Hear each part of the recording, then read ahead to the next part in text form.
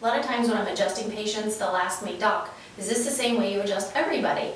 The answer is no. I have different techniques I use. I use the drop table, I use my hands to adjust, I use light low force instruments. So whatever the patient needs, I'm going to pick what type of adjustment I think they're going to do best with, and specify and specifically use that technique on that patient. So everybody doesn't get adjusted the same way, with the same pressure, with the same technique.